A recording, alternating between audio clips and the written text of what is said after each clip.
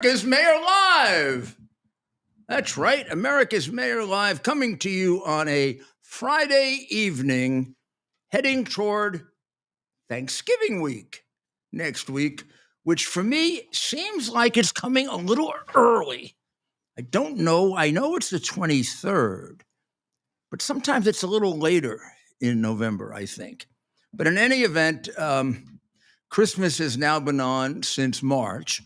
And yeah, some of them have had the Christmas trees up since March. It's really lucky I'm not a vandal or one of those retail thieves, because I wouldn't steal anything. I would just go in and take all their Christmas trees down. And I'd hold them somewhere, and I'd give it back to them at Christmas time. And then I would tell them when they could start Christmas, because I believe that there has to be a little bit of uniformity.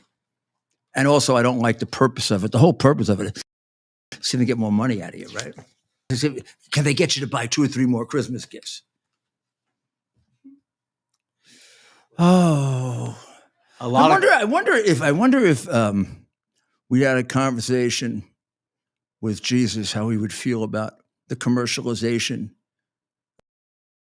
of his birthday like this. I don't know. I just don't know. I'd have to think about that. I don't want to think about it too much, though, because the Pope may issue some kind of bull against me because he knows that I'm not happy with him. You know what a bull is? You have any idea what a bull is? That's not a document that the church used to use in the Middle Ages to summon you or to instruct you. It wasn't. It'd be like it'd be like a letter, a warning, a letter. Usually, it was. So, I have to start with the most startling news of the last 24 hours. And from my point of view, and I'm sure from many, many others that shared this experience with me, either directly or in many cases indirectly, this idea of taking this sick letter from this pathological mass murderer, bin Laden, and making it into some kind of profound message that explains everything that happened by these silly girls is very disturbing. And it's very disturbing because you get a feeling it's a little deeper than just these silly idiots who laugh and giggle. And I mean, this is the group that uses the word like 42 times, like in one sentence, because they don't have a vocabulary. But I have a feeling it goes deeper than just these morons that we saw on television who are in love with bin Laden's letter to the United States, written about 2-3 years after September 11. And what exactly is it what exactly is it about this letter that gets all of these silly little idiots all excited? Oh, and it was on TikTok. I thought we got rid of TikTok. This reminds me of that ambassador that Trump fired 3 or 4 times. Every time she was fired, I would try to get my people over from Ukraine. She was still there. Mr. President, you fired her. He said, I fired her before you were even involved in this. I said, yeah, but she's there. No, she's not. Then I would show him the message. Oh, my God. Then fired again. 3 weeks later, Shokin, you got to try. Yeah, I can't get Shokin. She held back every witness that could help, witness that would hurt Hillary. And the Ukrainian embassy the American embassy in Ukraine, in Kyiv, was known as the Hillary Clinton for President headquarters, because it was out of there that they did a lot of partisan activity. Also, it's out of there that they produced a lot of the Steele phony dossier and some of the other dirty tricks. The ambassador was a material part of it, and very close with George Soros, who had an unholy sort of grip on those Eastern European embassies under Obama, so that whenever his businesses got in trouble, he could take them out of trouble. In fact, when the Burisma case was fixed, he kind of went along for the ride. Lutsenko testified to me. Nobody else has bothered to ask him. He was only the Attorney General of Ukraine at the time the case was fixed, and is willing to testify that it was fixed. Yeah, yeah. And he's not a Russian. He fought against Russia. Yep, he would testify the case was fixed. It was fixed by Joe Biden. Oh, it was fixed for a bribe. Well, he'd be willing to testify if we could just get him over here. But the ambassador was blocking him because she didn't want that testimony, because the ambassador was a Democrat before she was anything else. And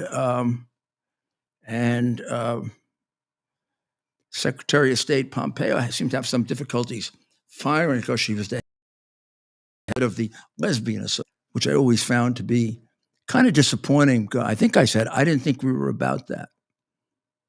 I really meant that. I mean, I didn't think, if you were a lesbian or not a lesbian or heterosexual or any of these other things I don't understand. But when you get beyond heterosexual, homosexual, lesbian, then I don't understand. The rest of it, I don't understand. I'm not saying anything. I just don't understand. So Bin Laden writes this letter, while he's hiding in this, which I think was a great thing that Bush did, to immediately drive him right into a cave. That hit him hard, because he was expecting the Clinton-Biden response, which is take out the USS Cole, kill American servicemen, and kill a couple of camels. So he loses 4 camels, we lose servicemen. That was basically the way it went back and forth for a while. So Bin Laden surely believed we were the paper tiger. All of a sudden, he comes across this guy Bush, and this guy means business. He goes and he even trained soldiers who were in the cavalry, because we needed horse soldiers, but they haven't been on horses for 75 years. So the cavalry was just a cavalry in name only. These guys, as you may have seen from the great movie about this, had to learn how to use horses in very, very difficult footing, and they did. And they went and they beat the crap out of the Taliban. I mean, they had never been hit like this at all, and they had fought the Russians. These people came back and gave me a possession that I keep very, very close to me. It's a hat, a scarf, and a knife from one of the leaders of the Taliban group, one of the first people they killed. And they gave it to me for the people of the city of New York, for what happened to them and for what happened to me. I appreciate that very, very much. So Bin Laden, after he got a chance to regroup in some mountain somewhere, was able to write a letter. And the letter he wrote was, at the time, I remember it in detail now that I see it, but remember, boy, was it a screwball letter. I mean, you say to yourself, when you read this, where did this guy get this mind from? But here's what it basically says. And this is what they like about it, because one of the silly little girls, they're not 23 or 24 or 25, but they act like little girls. One of them says, reading his letter makes you feel that he was right to kill 3,000 innocent people.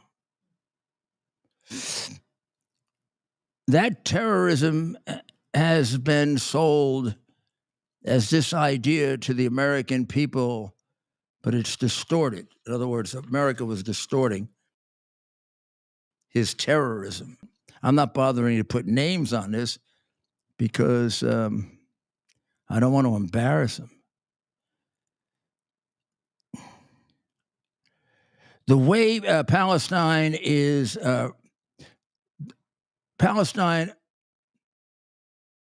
and he are free, and Israel.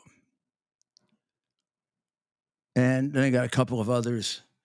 A couple of them had like this was the greatest experience I ever had. The person who set it off was a professional influencer, which is a new kind of job that I'm not familiar with, but apparently it's a very lucrative job. She's got 10 million followers, I think, something like that. So I kind of feel that was probably paid for. I think that was the setup. I think that's how it started. She went and she dug up this letter. The only copy still existing, I think, was at The Guardian. They've since taken it down. And in it, she says, the Jews caused this. He says, your law is the law. I mean, this is bin Laden, the mass murderer, pathological killer, religiously insane human being who our young people now think is really cool. Your law is the law of the rich and wealthy people who hold sway in their political parties and from their election camps. Behind them stand the Jews who control your policies, media, and economy. Now, is that not Hitler? I mean, isn't that the ancient trope about? I mean, this is as old as Moses. I think. My God. This isn't even like a new version of anti-Semitism. The Jews control everything. The Jews control everything. That was unbelievable with Hitler saying that in the 20s and 30s. When J.P. Morgan, as far as I know, J.P. Morgan wasn't a Jew, or Cornelius Vanderbilt, I mean, this is like, these governments, says the mass murderer bin Laden, these governments have surrendered to the Jews and handed most of Palestine, acknowledging the existence of their state over the dismembered limbs of their own people. I don't know if I exactly know what that means, but Jews have been in Palestine for a couple of thousand years. Murderer. And Palestine used to be where the Philistines lived. And I don't know if you're really connected to the Philistines. I don't think you are. But God forbid we should burden this with facts. They'll call you to deal with us and interact with us on the basis of mutual interest and benefits, rather than the policies of the subdual theft and occupation, and not to continue your policy of supporting the Jews, because this will result in even more disasters for you. So they want us to, give up the Jews or else. And of course, there is no need to explain and prove the degree of American support for Israel. The creation of Israel is a crime which must be erased. Each and every person whose hands have become polluted in the contribution toward this crime must pay its price, and pay it heavily. Now, how about this? For presumably educated, sensible young women, and this is one of the best letters they've ever heard or read. You brought them AIDS as a satanic American invention. Now, when you read that, even if you don't have the intellectual dexterity or historical knowledge to rip the rest of it apart, like I think most of you do and I do, doesn't that sort of, I get some nut. This one would jump out from the page and I'd say, nut job, nut job. Here he is, another nut job. You brought them AIDS as a satanic American invention? I'm not sure who brought AIDS to whom. I think he means us, Americans, brought it to who? To the Muslims? You brought them AIDS. It's a satanic American event. You can't figure out with that the guy's a whack job. Much worse than a whack job, obviously. He's a murderer. Do not await anything from us but jihad, resistance, and revenge. And now the one that you would imagine, if they had an ounce of intelligence or judgment, would have equally blown this up. You, meaning I think our society, use women to serve passengers, visitors, and strangers to increase your profit. That is, you let women have jobs. We're not supposed to? I guess not. So this letter was this great revelation for these women who were now going nuts over it and saying Bin Laden had a point. What was the point? So it begins this way. It begins with Lynette Atkins, who is the first one to praise the writings of what she described as 9/11 mastermind Obama bin Laden, calling them mind-blowing and eye-opening. I need everyone to stop what they're doing right now and go and read. It's literally 2 pages. Go read a letter.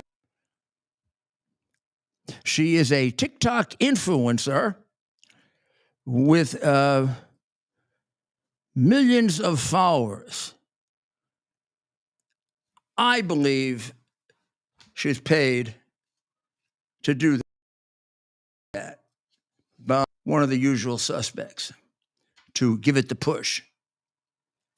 It should actually convince people of reasonable intelligence and goodwill how much evil there is behind this movement, shouldn't there? That they have to dredge up of our innocent people on September 11, none of whom deserve to die for any reason at all.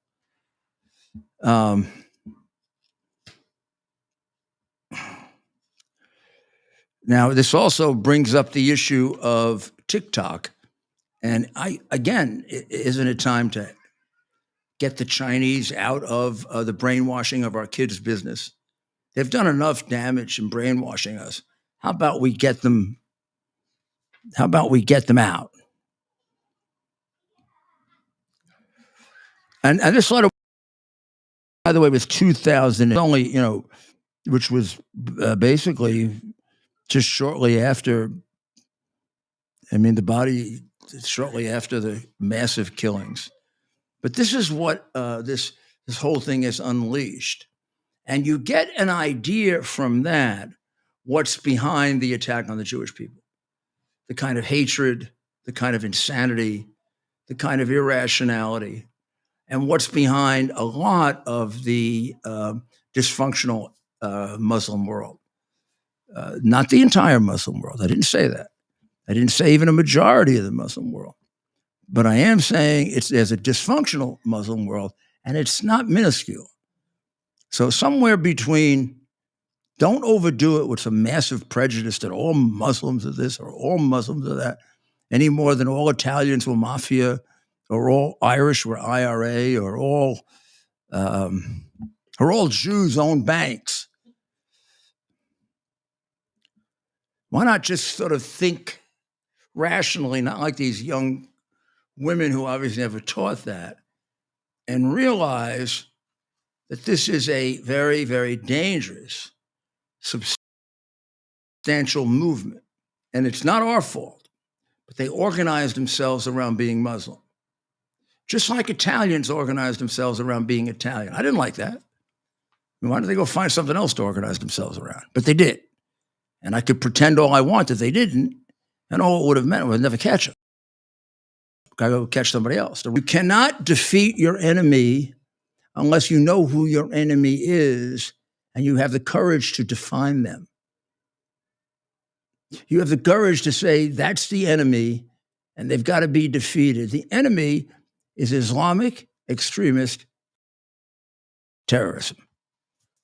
Taking Islam that could be moderated and the bad parts taken out, the good parts emphasized.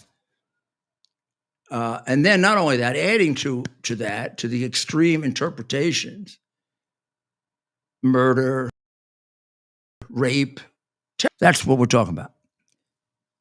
It is not an insubstantial movement. It's a big movement, and it involves a big part of the world. And because it involves a big part of the world and it's interconnected with some of the really bad actors in the world, the communists, who want to take advantage of it very badly, it has the possibilities to ignite a world war. And they would have no compunction to do it because they're religious fanatics. Now, in connection with that, I don't know if you know this. You know all the issues over the $6 billion that Biden was going to give to Iran, and then tremendous heat took place after the attack on Israel by Hamas, and they gave the money to Qatar, and Qatar is holding it. I hope Qatar is holding it. Well, I mean, they don't have to really give him $6 billion because just yesterday, without telling anyone, they lifted a particular sanction on Iran that released within the next several days $10 billion. What does Iran do that most other countries don't do? And what does Iran do more than any other country? Ted, can you answer that question?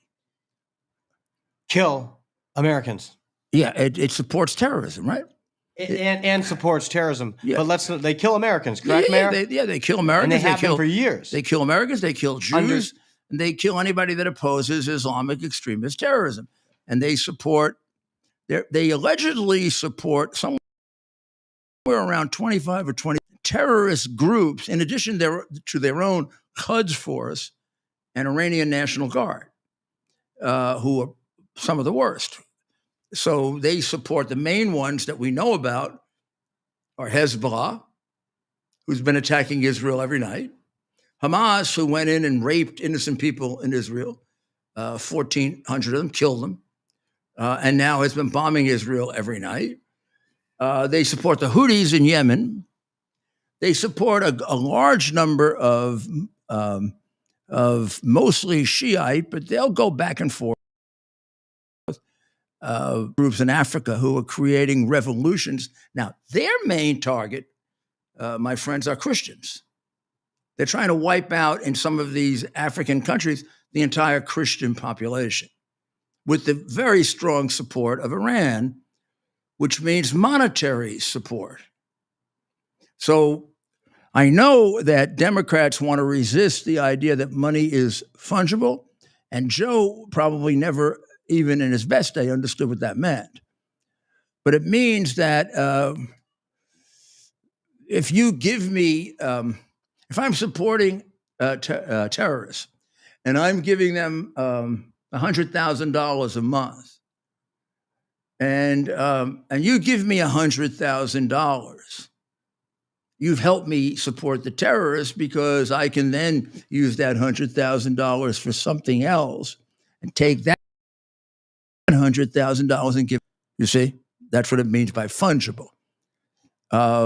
Democrats pretend not to understand that when we say if you give them the $6 billion, or now in this case the $10 billion, you're supporting terrorism, even if it doesn't go directly to the terrorists. Now there is an exception to that where it got even clearer, and this could be one of the worst things done by an American president. It could be. I mean, Biden and Obama would have a real toss-up on that. But this could be one of the worst, and this may have set us on the road of complete immorality. And that is when Obama sent the Iranians cash, not $10, up to about, he sent them $1.7 billion in the last year that he was in office because he was afraid that, Trump would get elected and he'd cut him off, as he did. And he sent at least half of that in cash. And you ask yourself, why would he send it in cash? Because it's much easier to pass that along to terrorists if it's already in cash than having to have it laundered into cash. That could be the only reason for it. He had to know that it was going to be used for an illicit purpose. And tell me that's not a crime, and a major crime, and a big one, for which Obama should have been serving a jail sentence for the last 4 or 5 years.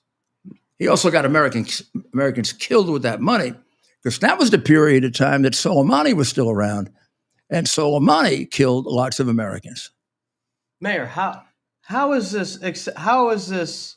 How did we allow that? Obama's giving them tens of millions in cash. Meanwhile, our own State Department, right, knows that Iran is all these different groups in Iraq alone, right, that are killing Americans and have been for decades. Bahrain, Pakistan, all the other countries you've mentioned, all these places, right? Our own State Department says, and has been for years, is all backed by Iran. Meanwhile, we're giving them. How has this been allowed to happen, and why is the media not calling them on it? Or is it up to? Should we be saying more? Not us, but should Republicans be saying more? Is this something that we've allowed to happen? Well, let's take that apart a little bit. A couple questions. How is it allowed to happen? It's allowed to happen because we don't have an honest law enforcement system. We are a corrupt country. When you allow your president to do transactions in cash with a criminal nation, you're a corrupt country. I mean, that would be when they evaluate countries in that list of corrupt countries that you never would have thought America would be part of. One of the things would be, do they transact business openly and transparently, or do they transact business in cash? You transact large amounts of business in cash, you go on the list of corrupt nations. Well, we conducted business with a truly corrupt country, one of the worst in the world, maybe the most or second most violent, and we did it in cash. I mean, that immediately denominates us as a corrupt country. We didn't go after it because no Obama. They were afraid to. I think they were afraid to, for many of the reasons why they were afraid to go after Hillary or Biden, and also because he was black. And it would be like many years earlier, my predecessor for mayor did for taking $1 million bribe. And the U.S. attorney didn't do it because he didn't want to have a riot. Maybe the right decision, maybe the wrong decision, but it sure, once that happens, it sure ingrains corruption in your governmental system. Now, in New York, the mere fact that Dinkins got a bribe would just make him like almost every other Democrat in the last 150 years. Hard to find Democrats that got through that system without being tainted. It's a corrupt city. And anybody that tells you that isn't is just lying to you. Now, that doesn't mean that everybody there is corrupt. I think Ed Koch was not corrupt. But you'd be better off assuming that who you're dealing with is corrupt than not.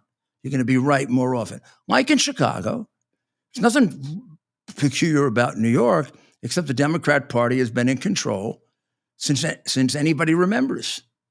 Back, I told you, I always tell you that Abraham Lincoln didn't win New York City. That it is so insanely Republican, Democrat, and anti-Republican.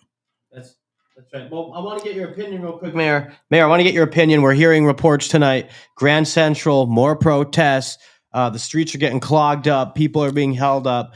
Certain access points into Grand Central. What would you do as mayor? Well, first of all, it would be good. would be good if we had a mayor. We don't have a mayor. We have a dish rag who goes in the wind. And the guy, I mean, it's really strange because he's in trouble for being too hard on Biden, and he wasn't. In fact, if he had been harder, he might have been able to save us. I mean, he never really confronted Biden with all the people he's letting in and how he's destroying. There's 160,000 illegals in New York City in 13 months. That's absurd. Oh, and by the way, Adams lives in some world that isn't real. He thought the answer was going to be get them all jobs. So we tried to get the government to relax the job restrictions. And since they've been doing it, you know how many of the 162,000 have applied for jobs? 2%. So there's this is not exactly a very hardworking group that came across the border, guided by. Why would you think the Mexican cartels would send us their best people? 130,000 over the past year. And I can tell you, I often will go walking. I can tell you over the past year, they're not working. I've seen a noticeable. Well, I've seen them. I've seen a noticeable increase. But I'm going to tell you, they're not there cleaning the streets, Mayor. I'm going to tell you, if this were when I was mayor, they damn well would be cleaning the streets, or they wouldn't be getting any money. I premised all welfare on work, which New York law allows you to do. New York law allows you to require anyone on welfare to work. First of all, to be on welfare, you have to be looking for a job, and we can prove you're not, we can throw you off. I did. I also threw numerous people off who were collecting welfare 3, 4, and 5 times. Since they had a lot of time on their hands, they traveled all 5 boroughs and New Jersey and collect welfare in different counties of New York, Connecticut, whether it would be New York City, Nassau, Westchester, or Suffolk. There are a lot of people on welfare that did that. And then to my embarrassment, or the embarrassment of my predecessor, because it happened unto him, not me, people in the police department, fire department, education department were collecting welfare and working for the city because the system was wide open and it was user-friendly. And when you make a giveaway program user-friendly, you make it dishonest. The lack of, even just a lack of understanding of human nature is what's so dangerous about Democrats and why their cities fall apart and then turn on the good people. But in any event, these people shouldn't be here in the first place. And to the extent that they are here, there's a lot of, the city looks like crap. They could clean it. And if not a good enough job for them, then go away. Get out of here. Meanwhile, the mayor has announced someplace else where they're willing to support you and you don't work, because New York City is not willing to support you if you don't work unless you are truly a charity case. We'll take a short break and we will be right. So we have our Towers Foundation delivers on its promise to do good and never forget the sacrifices America's greatest heroes have made for us. Heroes who risked their lives to keep our communities and our country safe. Heroes like United States Marine Corps Captain and pilot John Jeremy Sachs. Captain Sachs sustained fatal injuries when his military aircraft crashed during training, killing him and 5 other service members. He's remembered by loved ones as courageous, brilliant, and devoted to his career, family, and friends. John is survived by his wife, Amber, who gave birth to their second daughter 3 months after his death. Tunnel to Towers paid the mortgage on the family home for Amber and their 2 daughters. The foundation has helped over 1,000 military and first responder families navigate the worst of times by removing the burden of a mortgage payment. Our nation's heroes and their families need your help now more than ever. Donate $11 a month to Tunnel to Towers at T2T.org. T2T.org. That's T, the number 2T.org. T2T.org. Please donate now. And Instagram will pretty soon be on Restream. Everyone. Yep. And Israel is now making some real progress. And I think proving to the world that what it's been saying about the tunnels and Hamas using the civilians as shields is absolutely true. They've produced photographs, they've produced video, they've produced witnesses, they've taken you inside the hospital when they can and showed you even behind the MRI machine all kinds of West thing in the world. There's an MRI machine and machine guns in back of it. So I don't know that they have to prove to you that they have no desire to kill civilians and that the Hamas people, the Islamic extremists, want to tactically kill their own, can be blamed on Israel, which includes killing their own people in the back when they try to escape, because they're better off to them dead than they are going to the south of Gaza. And I don't know the numbers, but I mean, we're talking about tens of. So life doesn't mean anything to Hamas. And by the way, you should know this: life doesn't mean anything to a communist. So when we get to the subject of the pathetic discount, the weakest president of the United States and the mass murderer Z, the things that we gave away, as I said last night, the only time in American history where I think we'd ever been taken advantage of any more than that was at Yalta, when Roosevelt had two problems. One, he was a month and a half away from dying and didn't have much left in terms of a functioning brain. And second, he was surrounded by communists, including one who went to jail for it, Al Jahis. I mean, I'm not making that up that he was surrounded by communists. He was surrounded by communists who pushed him very hard to be very accommodating to Uncle Joe. Uncle Joe was an insane mass murderer named Joseph Stalin. These people, Uncle Joe, Mao Zedong in China, Hitler, these are people that killed in the multiple millions of people and tried to wipe out religions, races, ethnic groups. So it's not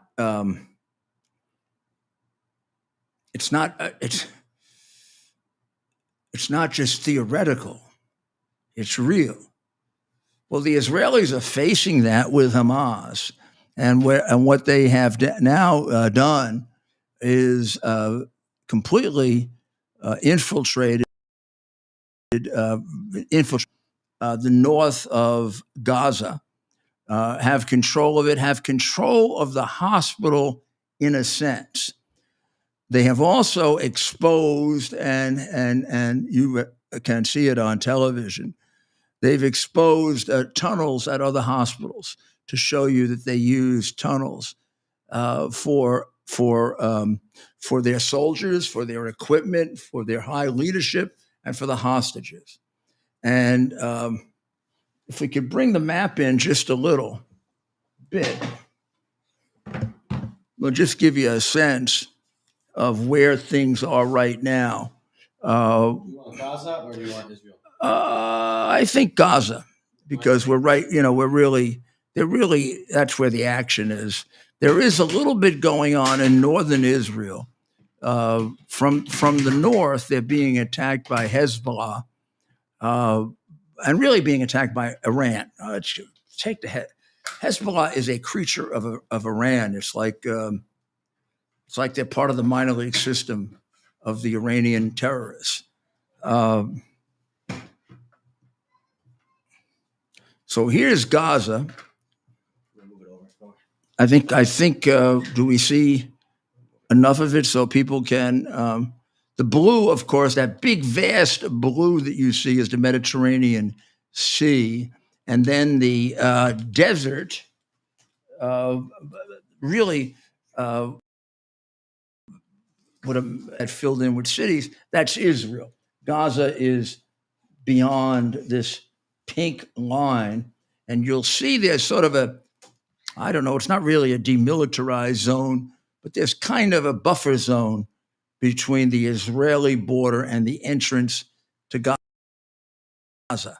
So when on the 6th of October, the terrorists attacked Israel, surprise attack on the civilians of Israel, they came across here.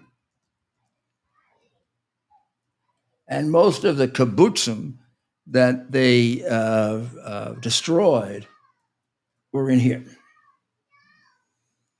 so that they could get back across the border right away.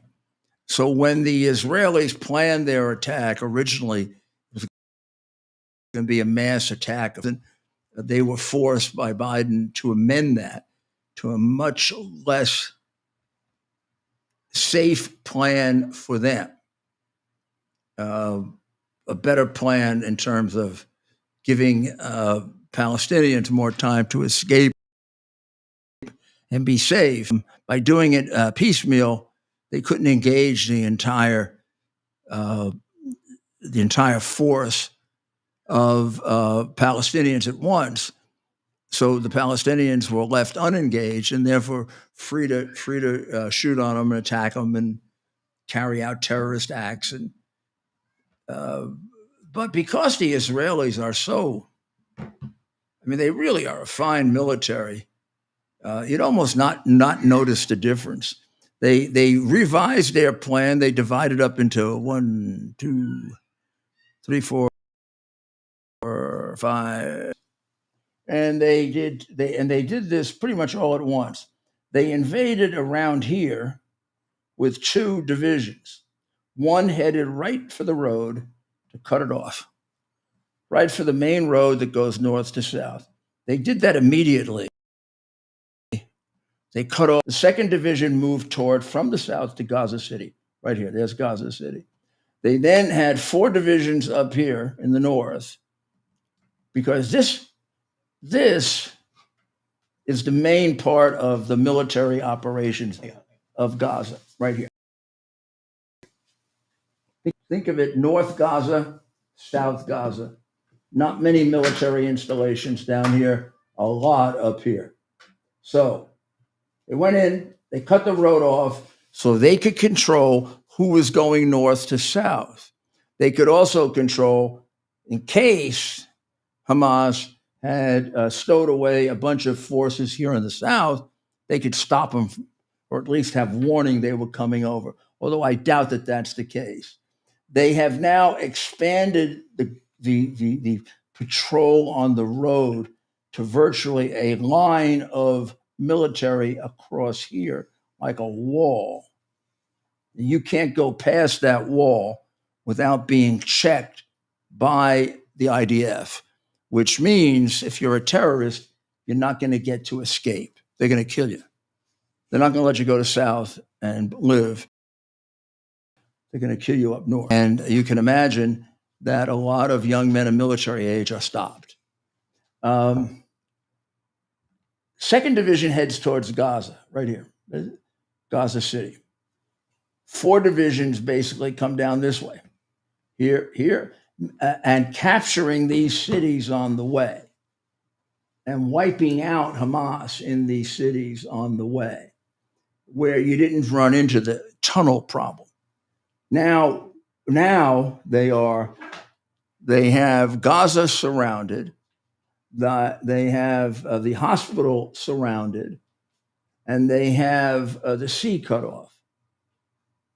So they basically have the key part of Gaza under their control, with one exception. There's a large part of Gaza below ground, and they are unaware of and not completely what's there. There's arms there, there are bombs there, there are soldiers there, there are hostages there. Maybe hostages may also have been moved to the south.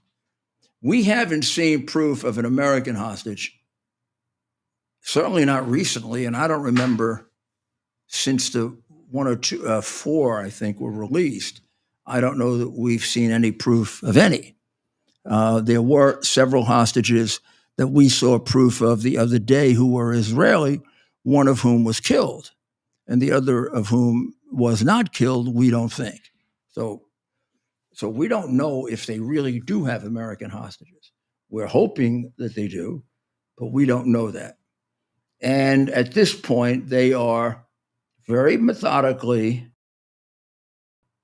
invading the Al Shura hospital, which they need control of in order to control the headquarters, and that should be completed by the weekend, with no success yet in working out the relief or the release of the hostages, and no success, of course, on the part of the United States in doing anything about the hostages, and no success by the United States in doing anything about our being pounded by Iranians in our bases in Syria and in Iraq. There have been 58 such attacks, had about 30 injuries, a large number of them traumatic brain injuries. We've had one death. We've killed no one, and we've hit empty fields, which I don't know if that's our bad aim or we just do it on purpose. But we are playing not unlike what we did with bin Laden when we didn't respond with enough force to his earlier provocations, his attack on the USS Cole with a massive response befitting an attack on an American war. We're doing that now. We're convincing the Iranians that they can hit us and we'll slap them on the wrist. Until that changes, they're going to keep hitting us. And we're not going to be much good to Israel either by doing that. Israel is proceeding methodically with cleaning out Gaza and cleaning out the tunnels. So let's see how that goes and how much more resistance they have. The sad news is the body of 65-year-old Hamas hostage was discovered on Thursday by Israeli soldiers right near the Al-Shifa hospital, which will tell you that there are hostages being kept near that hospital. The woman was named Yehudit Weiss. She's among the 240 people that were kidnapped. She was taken out of a safe room at Kibbutz Be'eri, which is, the map moved basically within that area where I was pointing with the map where the kibbutzim were. The woman was undergoing treatment for breast cancer. They found her body outside of the hospital. Now, had she been in the hospital and thrown out, or in order that we would find the body, in order to terrorize, I guess, is what they're trying to do, but in order to make a point to us, sounds that way. And they put a Kalashnikov rifle right next to her. For what reason, I don't know, making it look like she was trying to kill somebody, I guess. But this woman who was had her life cut off by these horrible human beings. Also, there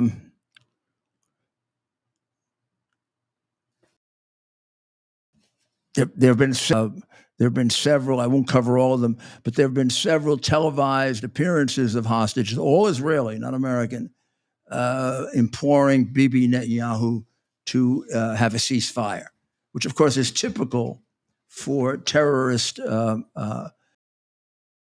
not typical for a professional army, because this would be a complete violation of the laws of war.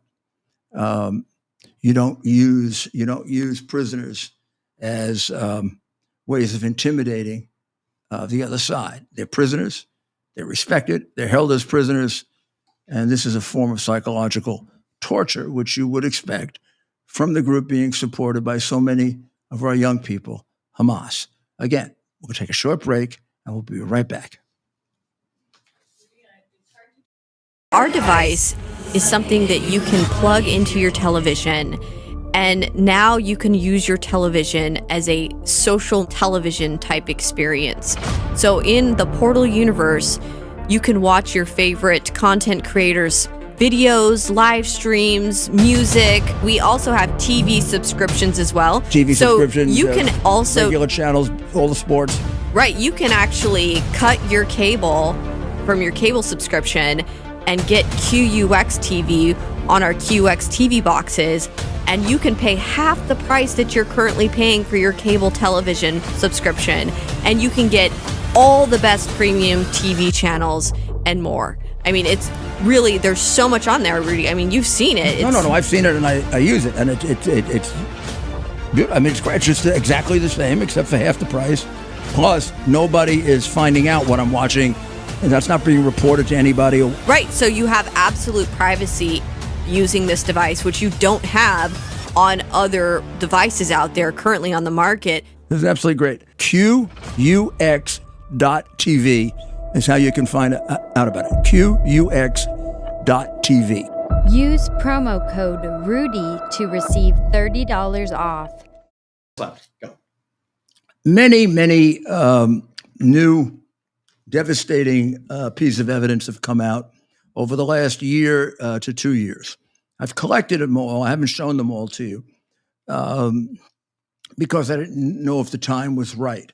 But I think the time is right now to begin to show you that the body of proof that the stolen is becoming massive, ignored by the press, but massive.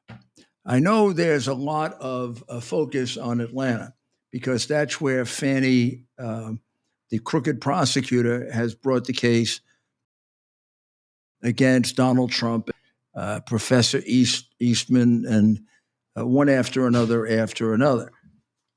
There was a tremendous amount of cheating that went on in Georgia, all of which is provable, with an attorney general and a governor that are about as corrupt as Democrats are, even though they're Republicans. Show you, because next week we're going to show you a lot more that blows that damn case wide open and shows you how corrupt they are.